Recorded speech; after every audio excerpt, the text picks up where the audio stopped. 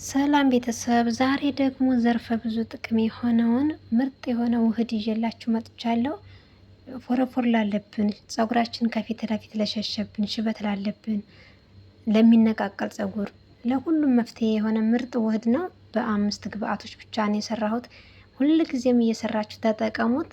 ተጠቅማችሁ ደግሞ አትታጠቡት። ምንም ጠረን የለውም። አብሽ ብናደርግበትም ጭራሽ የአብሹን ጠረን ሌሎቹ ግብአቶች አጥፍት ስለሚያደርጉት አትታጠቡት። የባሰ ጥቅሙን እያገኛችሁ ትሄዳላችሁ። እየሰራችሁ ሞክሩት። ጥቅሙን ደግሞ በኋላ ስታገኙት ኮመንት ላይ አሳውቁኝ። እኔ በጣም ብዙ ጊዜ ስለምጠቀመውና ፀጉሬ ለውጥ ስላመጣልኝ ወደ እናንተ ይዤው መጥቻለሁ። እናንተ ደግሞ የተለየ ጥቅም ካለው ከጎዳችሁም ኮመንት ላይ አሳውቁን። እኔ እዚህ ጋር 5 ግብአቶች ነው ይዤ የመጣሁት። አምስቱንም በአንድ ሁሉም እነዚህ እንግዲህ 5ቱን ግብአቶች የየራሳቸው የሆነ ጥቅም አላቸው። ለፀጉር በጣም ከፍተኛ ጥቅም ያላቸው እና ጥቅማቸው በቫይራል የወጣ። እዚህ ጋር ጥቁር አዝሙድ አለኝ። ጥቁር አዝሙድ እንግዲህ ለደም ዝውውርም ይረዳል። እንደገና ደግሞ ሽበት ካለብን ሽበትን በሂደት ያጠፋል። ሙልጭ አርጎ ባያጠፋም ከለሩን እየለወጠው ይሄዳል። ቀጣይ ደግሞ አብሽ አለ። አብሽ ደግሞ ፀጉራችን እንዲፋፋ ይረዳዋል። ዝንጅብል ደግሞ ከፊት ለፊት ለሸሸብን ለሄደብን ፀጉር፣ እንደገና ደግሞ ፎረፎርም ካለ፣ ቅርንፉድም እንደዚሁ ለፎረፎር ለፀጉር እድገት፣ ሮዝመሪም ለደረቀ ፀጉር፣ ለተለያየ ጥቅሞች ስላሉት እነዚህን ደግሞ እኔ 5ቱንም በአንድ ሰብሰብ አድርጌ ጥቅማቸውም በርከት ያለ ጥቅም በአንድ ሲሆን ደግሞ በጣም ምርጥ ሆኖ ታገኙታላችሁ። ከአንድ ብርቱ ለመድኃኒቱ እንደማለት ነው።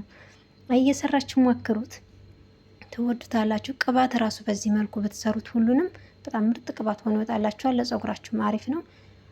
ስንጠቀም ደግሞ ደጋግመን ካልተጠቀም ለውጥ በአንዴ አይመጣም። ደግማችሁ ደጋግማችሁ ለውጡን ታገኙበታላችሁ። ልክ አባቶቻችን እንዴት ነው እርሻ አርሰው በአንዴ ለውጥ ሳያገኙ ሲቀሩ አቋርጠው ዝም እንደማይሉት እኛም ደጋግመን ከተጠቀምን ለውጥ እናገኝበታለን። እዚህ ጋር እንግዲህ እኔ 5ቱንም ውህድ በአንድ ሳህን አድርጌያቸዋለሁ እንዳያችኋቸው። ከዚያን እዚህ ጋር ጠርሙስ ግዴታ የምንሰራበት እቃ ጠርሙስ ሊሆን ይገባል፣ ሙቅ ውሃ ስለሆነ ማለት ነው። ጠርሙስ ላይ እንደዚህ እነኝህን ግብአቶቹን ጨምራቸዋለሁ። ዝንጅብሉን አላጥኩትም፣ እንደዚሁ ነው። ሌሎቹ ደረቅ ናቸው ግን አይበላሽም። ዝንጅብሉ ምርጥ ቢሆን አይበላሽም፣ ብዙ ጊዜ ይቀመጥላቸዋል። እነዚህ ሁሉንም ግብአቶች እንደዚህ በአንድ ጠርሙስ ውስጥ ካደረግን በኋላ የፈላ ውሃ አንጥተን ላው ላይ እንሞላዋለን ማለት ነው። በብረት ድስት ስታፈሉት ከሆነ አንዳንድ ጊዜ ነው ጊዜ ሳጣ በብረት ድስት አፈለዋለሁ። በጣም ቤቱ ራሱ ሽታው እንዴት ደስ እንደሚል።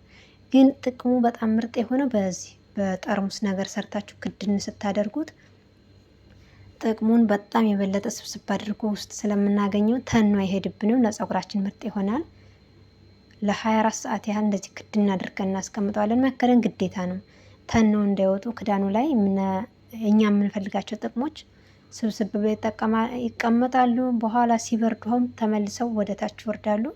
ያ ማለት እኛም ጥቅሙ በኋላ ጥንቅቅ አድርገን እናገኘዋለን ማለት ነው። በእሳት ስናፈላው ግን ጥቅሙ ጨርሶ ይሄዳል እና አታፍሉት። እንደዚህ ለ24 ሰዓት ያህል በጠርሙስ ክድን አድርጋችሁ ቀዝቃዛም አልሆነ ሙቀትም አልሆነ ቦታ ኖርማል ቦታ ላይ ቁጭ አድርጉት። ከ24 ሰዓት በኋላ መጠቀም ትችላላችሁ። አሁን ይሁን እንደምታዩት ነው። 24 ሰዓት አቆይቼ ደግሞ ምን እንደሚመስል ከለሩንም ማሳያችኋለሁ። ብዙ ጊዜ ይቆያል፣ ጠረኑም አይበላሽባችሁም። አብሽ ስላለው እንጂ አብሽ አለው ግን ምንም አይነት ጠረን ነው። በጣም የሚጣፍጥ ጠረን ሆኖ ነው ይወጣል ለኔ። እዚህ ጋር ይኸው ከ24 ሰዓት በኋላ እንዴት ከለሩ ልውጥ እንዳለ እዩት። አብሹ ራሱ እንዴት ብጥ እንዳለ እዩት። ዝንጅብሉም ከለሩ ልውጥ ብሏል።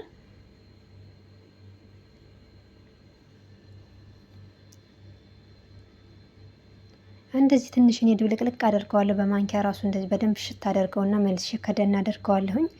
ከዚያ ትንሽ ጠብቄ አጠላዋለሁ ማለት ነው። ከምታፈሉ እንደዚህ እያደረጋችሁ ሞክሩት። ይሄ ነው ምርቱ።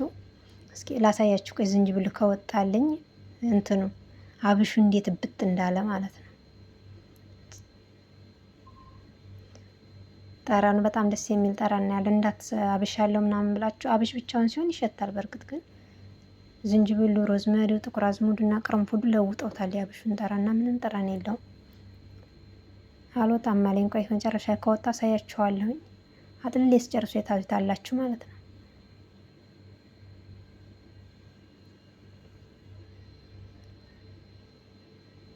ተስፋ አትቁረጡ። ለፀጉራችሁ የተለያዩ ነገሮችን በቤት ውስጥ ሞክሩ። ያድጋል። የማያድግ ፀጉር የለም፣ ግን ስታቋርጡት መልሶ እዚያው ይሄዳል። እኔ እዚህ ጋር ብርጭቆ ላይ ነው ማጠለው። ላጥለውና ላሳያችሁ።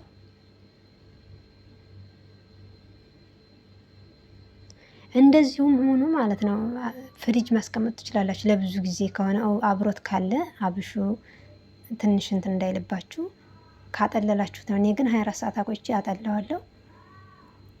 ከዚያ ይሄን ጠላዩን ደግሞ አልደፋውም። የተወሰነ ትንሽ ውሃ ጨምርበትና ይሄ ብዙ ነው ይወጣልኝ ራሱ መጠቀማት ቀሪ አድርጌ የቀረውን ይሄንንም ትንሽ ውሃ ጨምሬ እንደገና ቆየውና ፈጨዋለሁ። ፈጭና አጥለል አድርጌ ሩዝም ሆነ ምን ለፀጉሬ ስጠቀም አብሬ እጠቀመዋለሁ ማለት ነው። እና ይሄንን ያጠለላችሁበትን አትድፉት፣ ፍጭት አድርጉት በዚሁ በራሱም ውሃ። ከሌላችሁም ካልተረፈም ንጹህ ውሃ አድርጋችሁ ብትፈጩት ችግር የለውም። ለሩዝ መቀቢያ ምናምን ይሆናችኋል።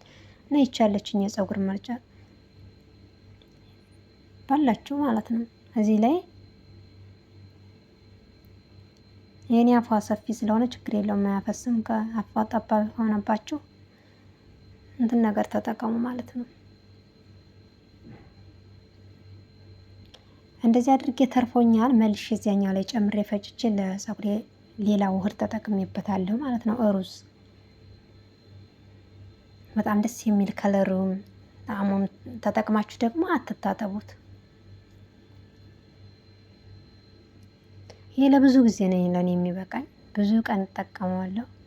ፀጉሬን ሳበጥርም ምንም ስልም በቃ ከቅባት ይልቅ የሚመቸኝ ይሄ ነው። አይያይዝባችሁም።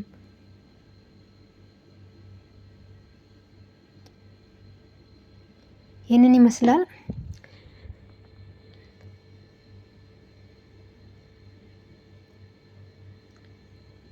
መርጫ በተለይ በነገራችን ላይ ትልቅ ነው። አሁን ይሄ ለብዙ ጊዜ ለኔ ለ4 ለ5 ጊዜ ለዚያውም እንደ እንትን በመርጨት ብቻ ሳይሆን ድፍት እያደረግኩ ማሳጅ ስለማደርግ እንድታጠብ አካባቢ የሆነ ውህድ ለመቀባት ከፈለኩ መጀመሪያ በዚህ በደንብ አርሰውና ፀጉሬን ከዚያ ነው የምታጠበው ማለት ነው የምቀባው ሌላ ውህድ።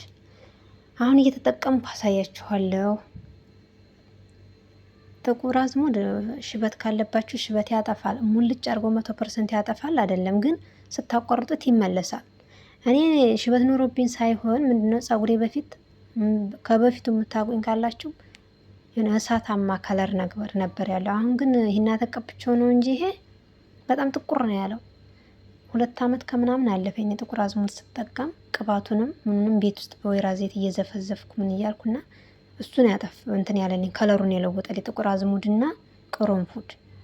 እና ሽበት ላለባችሁ ተጠቀሙት። ግን ምንድነው ስታቋርጡት ተመልሶ እዚያው ነው የሚመጣው። አታቋርጡት ከጀመራችሁ አንድ ነገር። ፀጉሬ ደግሞ እኔ ታጥቤ እንደዚህ ስታጠበ የኔ ፀጉር ደግሞ እንትን ነው የሚለው ስስት ጥፍት ይልና 2 ቀን እንደዚያ ሲሆነው ነው በዛ የማለት ባህሪ የሚያመጣው። ምን ሆኖ እንደው አላውቅም። አንዳንድ ሰው ፀጉርን ሲታጠብ ጥር ይልበታል። የኔ ደግሞ አያጥርም፣ ስስት ነው የሚለው። ባህሪያችን የሁላችንም የተለያየ አይደል? በደንብ አድርጋችሁ ለቆዳችሁም ለራስ ቅላችሁም ለዛላውም በደንብ እያደረጋችሁ ተጠቀሙት። በየ3 ቀኑም በየ2 ቀኑም በየቀኑም ብትጠቀሙት ምንም ጉዳት አያመጣም። ፀጉራችሁ የበለጠ እየጠቆረ እየፋፋ ይሄድላችኋል። ራሳችሁን ለመንከባከብ ችላ አትበሉ። ከራስ በላይ ነፋስ ነው። በቻልነው አቅም ማናችንም ተመችቶን እኮ አይደለም፣ በቻልነው አቅም መንከባከብ ግድ ይለናል። እኔው ብክት አደረኩት። እንደ ሳሙና ሻምፖ ነው የቀረኝ። በቃ አይያያዝም። አሁን ነገ ይሄ ላበጥር ስለ በጭራሽ አይያያዝብኝ። ቅባት ሲሆን እየተያያዘብኝ፣ በተለይ ሉጫ ፀጉር ከሆነ ፀጉራቸው ያስጠላል። ጥምልምል እያለ ይያያዛል ቅባት ሲነካው። ጫፉንም ሁሉንም የሆነ ነገር ስትጠቀሙ ጫፉንም በደንብ መጠቀም አለባችሁ። ለምን ፀጉራችሁ 2 አይነት እንዳይሆንባችሁ፣ ከአንድ በኩል የሚያምር ከአንድ በኩል የማያምር። እንደዚህ እያደረጋችሁ እየሰራችሁ ሞክሩት። ለውጥ በሂደት ነው። ቢያንስ ዓመት ይፈጃል ለውጥ ለማግኘት። 1 ወር 2 ወር ምንም ለውጥ አይመጣም። ያሳያችኋል እንጂ ከባድ ለውጥ ትልቅ ለውጥ አታገኙበትም። አያት የተጠቀምኳት ትንሽ ነች። እንደዚህ በመርጨት ብቻ ስለሆነ ማለት ነው። ድፍት ከሆነ ደግሞ ብዙም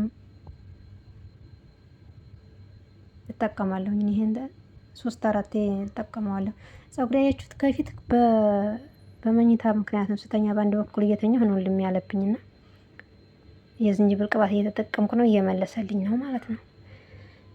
ስለተከታተላችሁኝ አመሰግናለሁ። ለቻናሌ አዲስ የሆናችሁ እንኳን ደህና መጣችሁ። ሰብስክራይብ በማድረግ